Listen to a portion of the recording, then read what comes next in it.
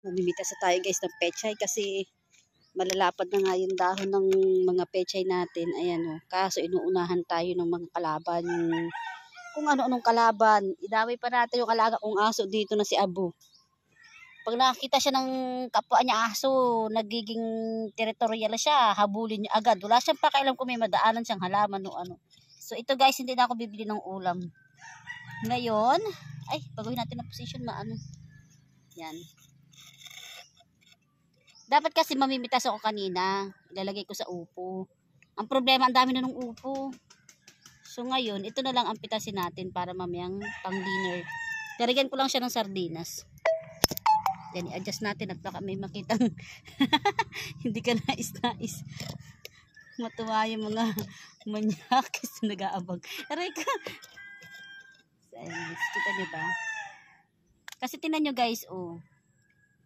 Kasi hindi lang uudang kumakain sa kanya guys. Nakita ko yung grasshopper. Tapos nakita ko rin yung pinsan ni Ladybug.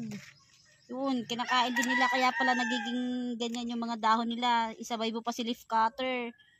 Kaya pala guys, hindi gumanda ang ating mga pechay. Kasi nga, may nauunan na.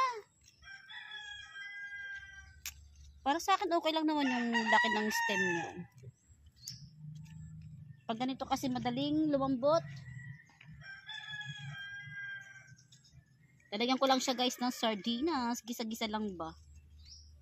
Tsaka kahit medyo may mga damage siya, kunin natin siya. Vegetable pa rin yan. Mga nakalutang na sila. Kailangan kong dagdagan yung lupa nila.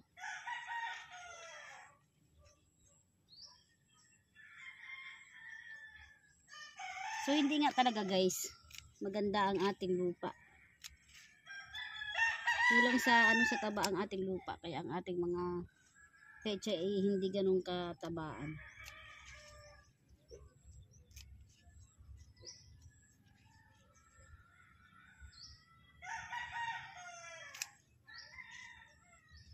Mukhang nag-multiply na yung ating spring onion. Ala, bakit ang ating spring onion ay iisang puno na?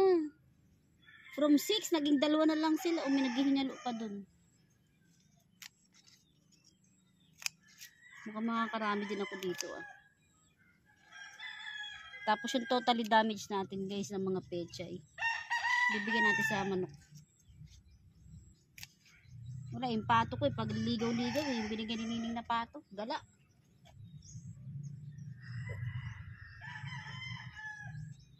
So ito pa guys ang ating kukuhaan ng mga pechay. Isang plat pa lang to, 'di ba? O. Pag sobrang dami, pwede pa tayong mamigay sa kapitbahay. Ito, 'di ba? Kaysa itapon natin, vegetable pa rin 'yan. At least hindi siya na-sprayan ng insecticide. Wala ang sipag magtanim ng ng paru-paro ng uod. Ayan guys, oh. Kita nyo? Tad-tad siya ng uod. Aalisin lang natin yung uod. Ay, ayoko na. Pati hanggang likod, puro uod. Bigyan na lang natin sa manok. Kinain na rin niya guys yung talbusan. Sobrang dami kasi ng uod. Kaya hanggang talbusan kinain na rin. Wala na to. Tingnan ko na lang kung magsuwi pa siya.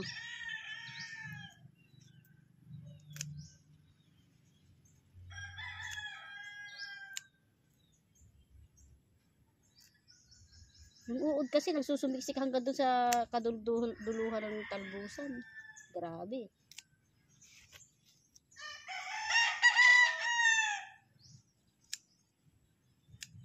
Sana magsuwi pa siya. Hindi ba nag-aarimuhan tayo?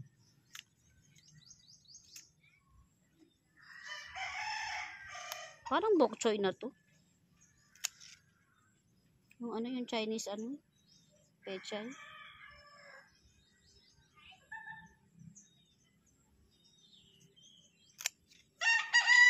Grabe, ilang puno pala yun ang kukuha natin guys. Pero parang ang dami na.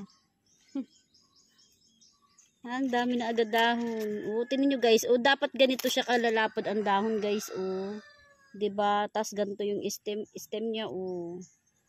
Diba? Kailangan malagyan ko talaga siya ng sunog na ipa. Bago taniman. Sayang naman yung dahon ng pechay. Tignan nyo guys, ang tinira ng grasshopper.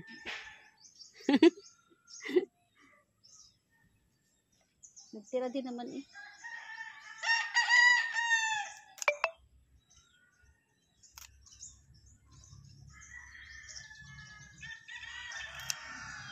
Ganito din guys yung ginawa namin magkakapatid dun sa Santa Rita nung nagtanim din ako. Kinukuha lang talaga namin yung mga dahon tapos iniiwan namin yung stem para ano ulit siya, dahon ulit. Hindi naman kasi siya pantinda na kailangan bunutin. Sayang lang guys dito sa ating mga tinanim kasi ang dami na talaga na kinain ng uod hanggang sa talbusan. Wala na, hindi na magtatalbos yun pero sana magsuwi. Dami eh. Wala nang pag-asa.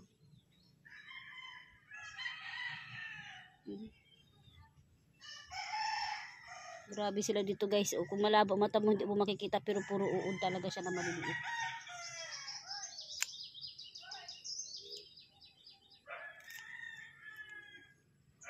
Kaya naisip ko talaga nakuhaan na. Kasi ubusin sila ng uod, hindi pa tayo nakikinabang.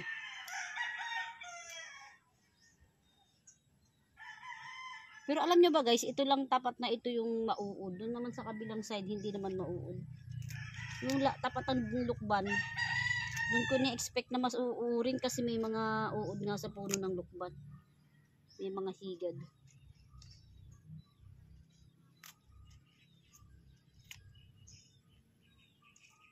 Ilinisan na lang natin siya ng ayos kasi may mga lupa-lupa.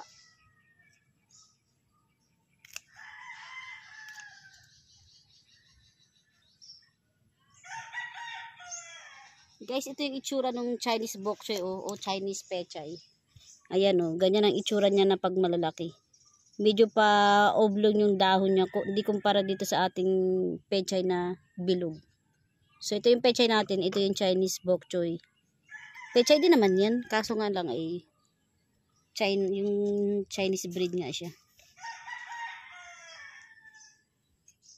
Sana natangkad. Ito yung dahilan ko bakit binabaon ko sila dati kasi alam ko lulutang talaga sila ng ganyan eh.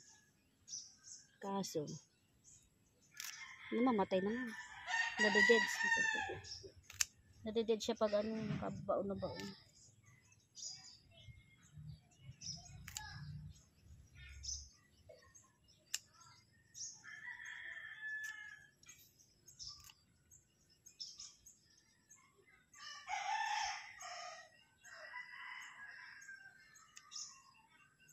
Hindi mo na lang talaga alam kung saan ang gagaling yung mga uod, no? Ang dami. Ngayon okay sila, bukas pagbalik mo, aba wala na, inubos na naman ng mga uod.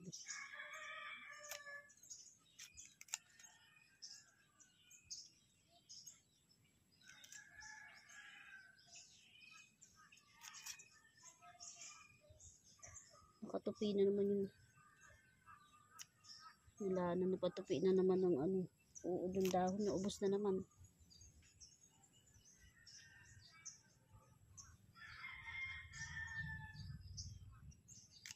Maganda nga ang tindig.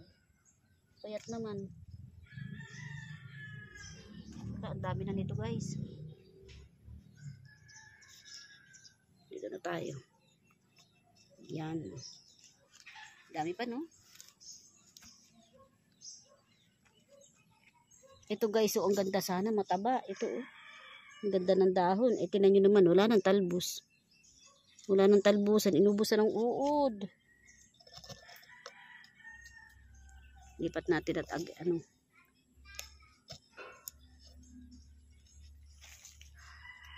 against the light. Oh, yan.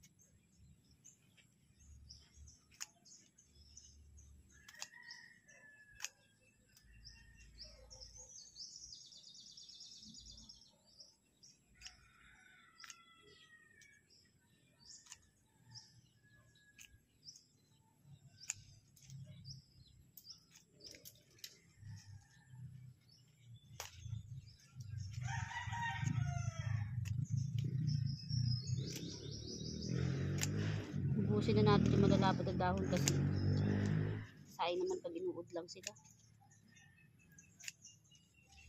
Baling buburan ulit ng ano, buto. Oh, tingnan nyo naman guys. Angat diba?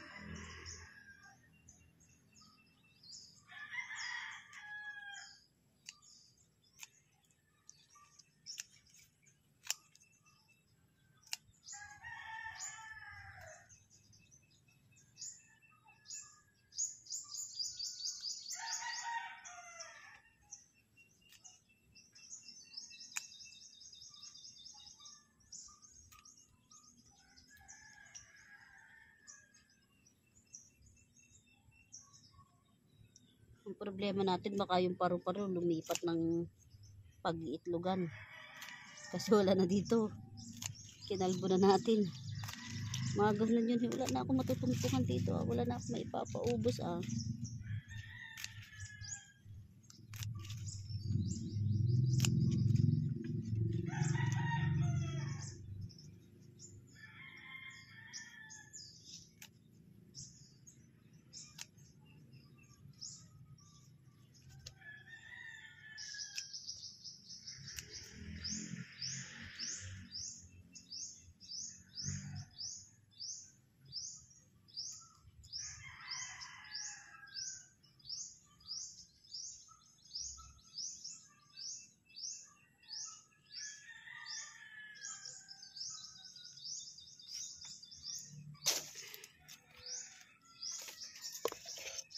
Yan na lang, konti na lang.